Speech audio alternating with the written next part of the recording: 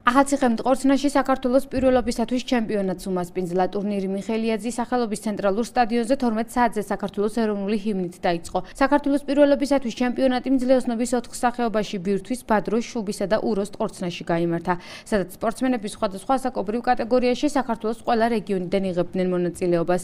ტურნირს მძლეოსნობის ფედერაციის ვიცე-პრეზიდენტიც დაესწრო, რომელმაც მონაწილეებსა და პირველ ადგილზე გასულ სპორტსმენებს მედლები და სიგელები გადასცა. მძლეოსნობის ფედერაციის წარმომადგენლები ამბობენ, რომ ტურნირი აღნიშნული სახეობების პოპულარიზაციას ხელს შეუწყობს. დღეს ახალციხეში ტარდება საქართველოს ჩემპიონატი მძლეოსნურ ტყორცნებში. ეს მოიცავს ბირთვის კრას, შუბის ტყორცნას, ბადროს ტყორცნას და უროს ტყორცნას.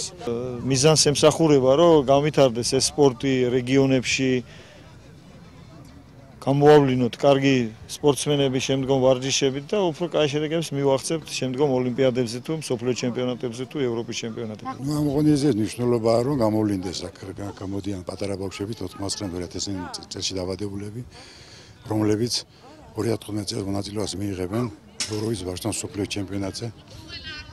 ოლიმპიური ფესტივალი ტარდება თბილისში, სადაც მონაწილეობას მიიღებს აი ეს ასაკი ევროპის ოლიმპიური ფესტივალზე და ფაქტიურად გამოვლენილია ის ძირითადი გუნდი, ვინც მონაწილეობას მიიღებს ამ შეჯიბრზე, მაგრამ ჩვენ კიდევ ვცდილობთ, რომ კიდევ მეტი გამოჩნდეს ის ახალგაზრდა თაობა ტყორცნებში, რომლებიც აი ამ შეჯიბრზე მიიღებენ მონაწილეობას. ეს ჩატარდა საქართველოს ჩემპიონატი შუბის ტყორცნაში, გავიმარჯვე, ავიღე პირველი ადგილი. შედეგით არა ვარ კმაყოფილი, მაგრამ ჩემთვის საკმაოდ მნიშვნელოვანი შედეგი იყო, შეჯიბრი.